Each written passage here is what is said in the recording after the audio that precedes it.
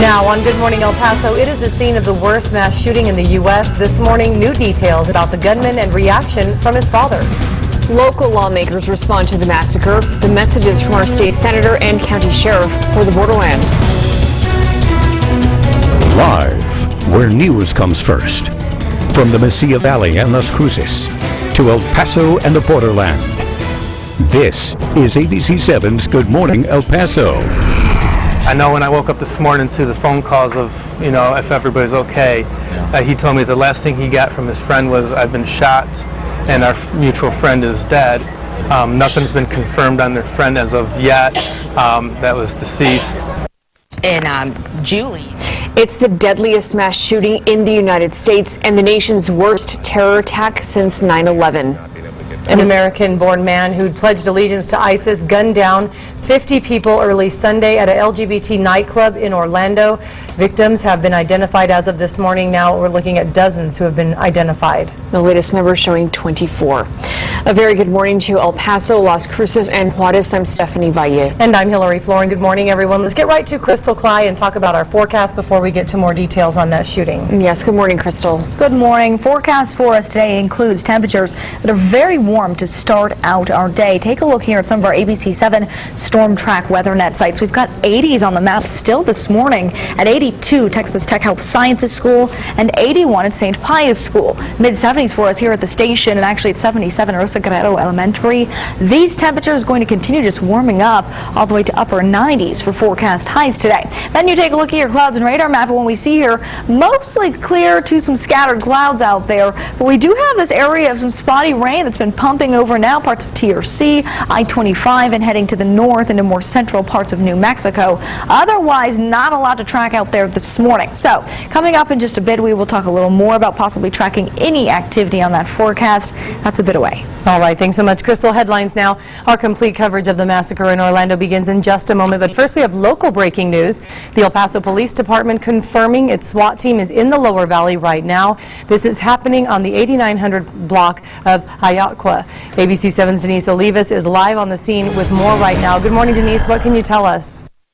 Good morning, Hillary. And some new information this morning. Just in the last minutes, we can tell you that the SWAT situation is now over. El Paso police confirming that the person barricaded in the home, or that was barricaded in the home, is now in custody. And we also just learned that there were children in the home as well, but they are also safe. Now let's get to that new video that we have this morning. We were out here as police arrested the man. Police now saying that he will be charged with assault and family violence.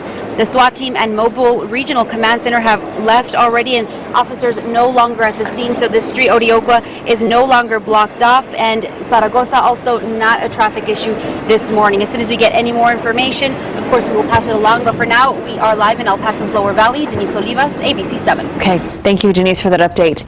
And as the nation continues to cope with the worst mass shooting in U.S. history, new details are emerging this morning about the gunman and the brave people who survived the massacre, doing whatever they could to save the injured in the chaos. And again, we know at least 50 people, including the shooter, were killed. Another 53 were injured. Officials now saying 24 victims have been identified as of this morning. ABC's Elizabeth Herr is in Orlando with more. She begins our complete coverage this hour. Overnight, the worst fears confirmed for these anguished mothers. It's terrible. He's my only child. Christine Leinenen and Mina Justice, both learning their sons are among the dead. He said he was going to die and he loved me.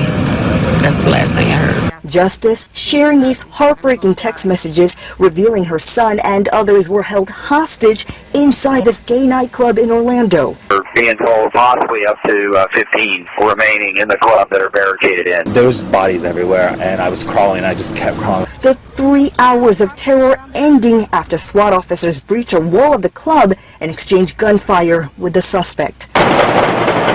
This morning, authorities are releasing more names of those who did not make it out alive and revealing new details about the gunman, Omar Mateen. According to authorities, the 29-year-old arrived at the club armed with an AR-15 type assault rifle, a handgun, and an unknown number of rounds of ammunition, well organized and prepared.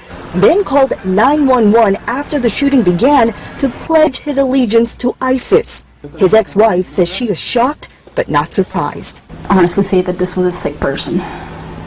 this was a sick person that was really confused. I think based on what I see, I remember, I don't think he was radicalized. The suspect's father went on to say he did not see this coming, calling his son a regular person who went to work and came home to take care of his wife and kid.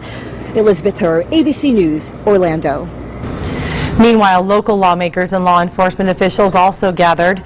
They gathered downtown to send a message of solidarity with Orlando. State Senator Jose Rodriguez had some strong words calling for stricter laws on gun control.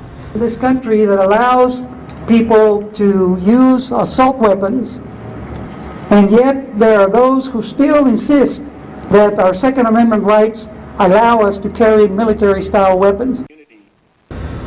El Paso Sheriff Richard Wiles reminded residents to always be vigilant and check your surroundings. And he said businesses can choose to hire off-duty deputies to patrol bars and nightclubs. Our complete coverage of the nightclub massacre continues online at KVIA.com.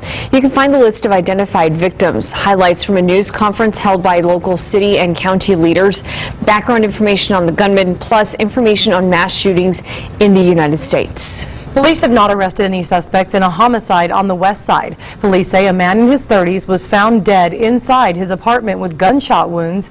The man was found on the 4100 block of West Side at the Terrace Hills Apartments around 3:30 Sunday afternoon. Investigators say he was discovered by a friend. Police have not identified the victim, but General Manager Brian Crow from Destination El Paso tells ABC7 the victim was Richard Madrigal. He was a convention sales manager for Visit El Paso.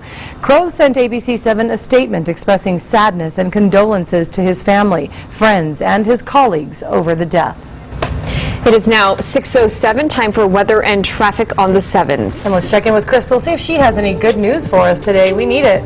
And we are looking right now at our planner for today. I don't know if this is necessarily good news, but we're under triple digits at least. We're at 92 at noon, and then a forecast high today of 97 degrees. Still going to be hot out there this afternoon, though, in those upper 90s. Also, mostly sunny conditions. Not looking very likely we'll see rain. We are talking less than a 10% chance early this morning, and then dry out through the afternoon with just those spotty clouds. Some light to breezy winds, then picking up to more breezy to windy weather into the afternoon. More so higher winds on east mountain slopes. Coming up, we are talking more about your breezy conditions this week with a big warm up in store, and also mostly dry along that next 7 days of your forecast. We'll get to that in more close detail coming up in a bit, but now let's head to traffic. Crystal, there's green across the map as we take a look at our ABC7 traffic track. Again, no major delays right now, both ways on the I-10 moving fluidly. No major accidents to report right now. Look at Trans Mountain right now, and things are green, as I mentioned earlier, looking good. Take a look at your average speed right now, 59 miles per hour if you're heading towards the east. So again, no major delays, things flowing really well right now. And lastly, I'll leave you with a look at our ABC7 TxDOT camera, I-10 at Yarborough. That camera's facing south. Again, traffic not too much of an issue right now. Coming up in 10 minutes, we've got to look at Las Cruces. All right, thanks so much. And we have our complete coverage continuing coming up after the break. He gave his strongest community and heart has helped battle, and we're standing up and we're fighting. We will hear more from the victims on what happened inside the nightclub when the shooter opened fire. This is ABC7, where news comes first.